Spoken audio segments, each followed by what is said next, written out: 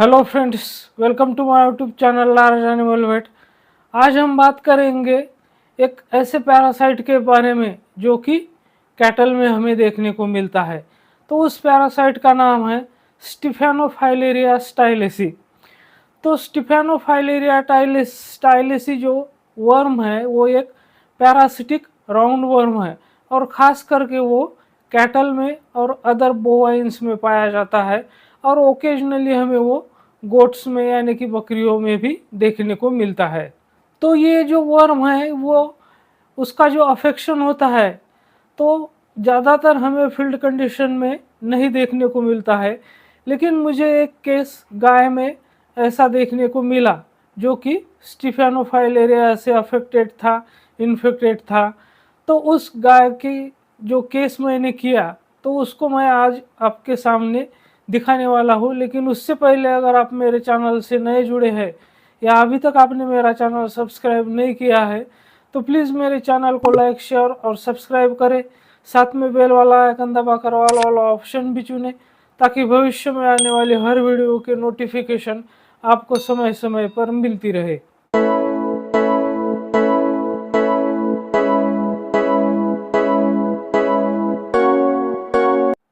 स्टिफेनोफाइलेरिया स्टाइलेसी जो कि एक पैरासिटिक राउंड वर्म है, तो उससे रिलेटेड अदर जो इसके स्पीसीज है जैसे कि स्टिफेनोफाइलेरिया जहीरी, स्टिफेनोफाइलेरिया असामेंसिस, तो ये मेनली हमें एशिया रीजन में देखने को मिलते हैं।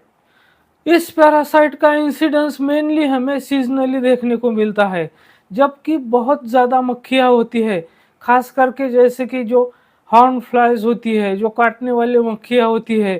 तो ये मक्खियाँ जिस सीज़न में सबसे ज़्यादा होती है तो उस वक्त ये हर्ड में बहुत सारे एनिमल्स को अफेक्ट कर सकते हैं।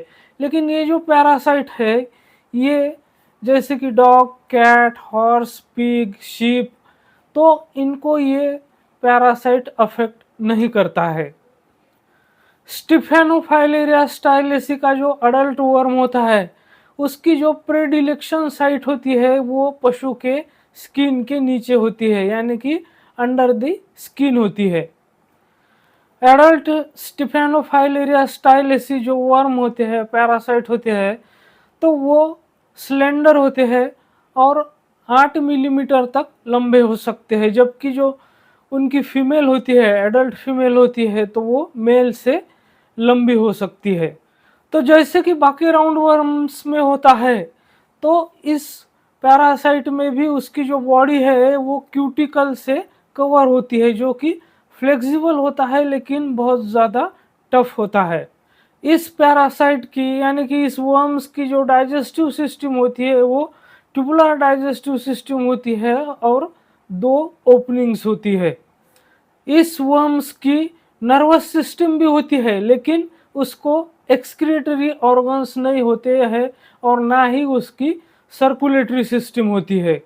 तो इसका मतलब ये हुआ कि इस वर्म को ना तो हार्ट होता है और ना ही ब्लड वेसल्स होती है। ये जो स्टिफेनोफाइलेरिया वर्म्स होते हैं वो विविपेरस होते हैं। विविपेरस का मतलब ये होता है कि वो अंडे नहीं देते हैं बल्कि ऑलरेडी हैच लार्वे देते हैं, जिसको फाइलेरिया कहते हैं। और वो लार्वे बहुत ही ज़्यादा छोटे होते हैं, जो कि 50 माइक्रोमीटर लंबे होते हैं। इतने छोटे वो फाइलेरियल लार्वे होते हैं। इस पैरासाइट की यानी कि जो स्टिफेनोफाइलेरिया स्टाइलेसी है, तो इसकी जो इंटरमीडिएट होस्ट होती है वो होती है हिमेटोबिया इरिटेंस, जो कि हॉर्न फ्लाई होती है। जब कोई कैटल इस स्टिफेनोफाइलेरिया स्टाइलेसी पैरासाइट से अफेक्टेड होता है या इन्फेक्टेड होता है तो उसको जो जख्म बनते हैं, तो ये जो हिमेटोबिया इरिटेंस फ्लाइज होती है, हॉर्न फ्लाइज होती है, तो वो उस वुंड को फीड करती है। तो उस वक्त ये जो फाइलेरिया होते हैं जो कि बहुत ही छोटे होते हैं यानी कि 50 माइक्रोमीटर जो है वो लंबी होते हैं, तो वो उस फ्लाइज के अंदर चले जाते हैं और उसको इन्फेक्टेड फाइलेरिया में डेवलप होने में, जो कि इन्फेक्शन कर सकता है दूसरे पशुओं में, तो उसको उस कंडीशन में आने में 15 से दिन उस मक्खी के अंदर लग जाते हैं। और फिर 15 से 20 दिन के बाद वो मक्खी जब दूसरे पशु को काटती है तो वो फाइलेरिया उस पशु में ट्रांसमिट हो जाते हैं। तो इस तरह से इसका जो इन्फेक्शन है, इन्फेस्टेशन है, वो एक पशु से दूसरे पशु में होता है। इसके जो एडल्ट पैरासाइट्स होते हैं वो जस्ट स्किन के नीचे यानी कि सबसे ऊपर का जो स्किन का लेयर होता है तो उसी के नीचे यानी डर्मिस में ये इन्फेक्टेड लार्वे रहते हैं या वहाँ हमें देखने को मिलते हैं।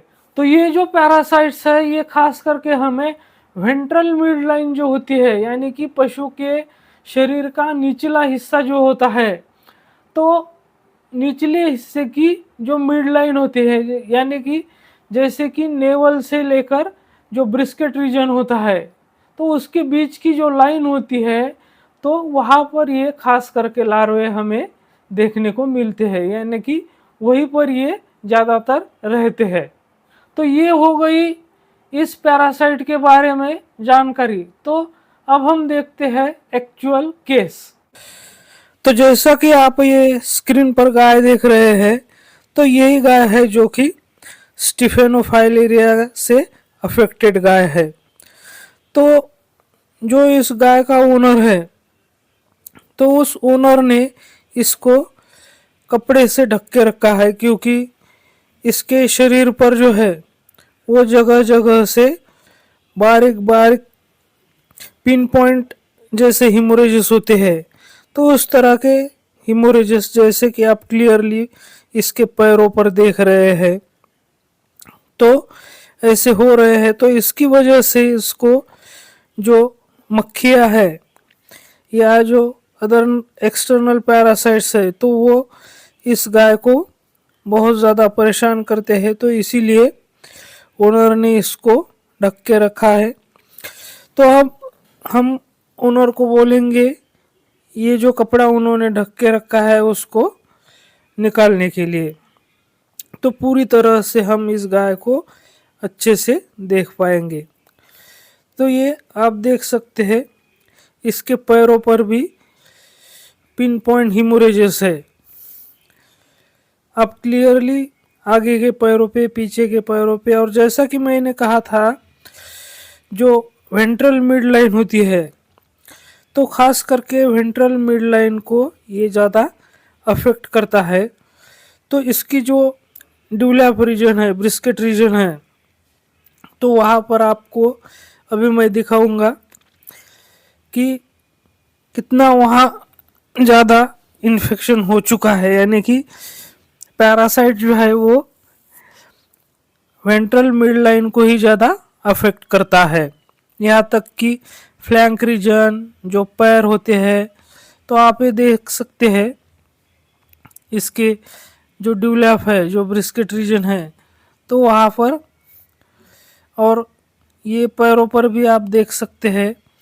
तो यहाँ से जैसे कि सीरम निकलता है तो सीरम की तरह बहुत ही छोटे छोटे जो बूंदे होती है तो वो निकल रही है। और इसकी जो वेंट्रल मिड लाइन है वो भी अफेक्ट हो चुकी है। तो इस गाय की अगर हम ट्रीटमेंट के बारे में बात करें तो इस गाय का जो ट्रीटमेंट हमने किया तो यहाँ पर हम 2 ड्रग्स का यूज़ कर सकते हैं।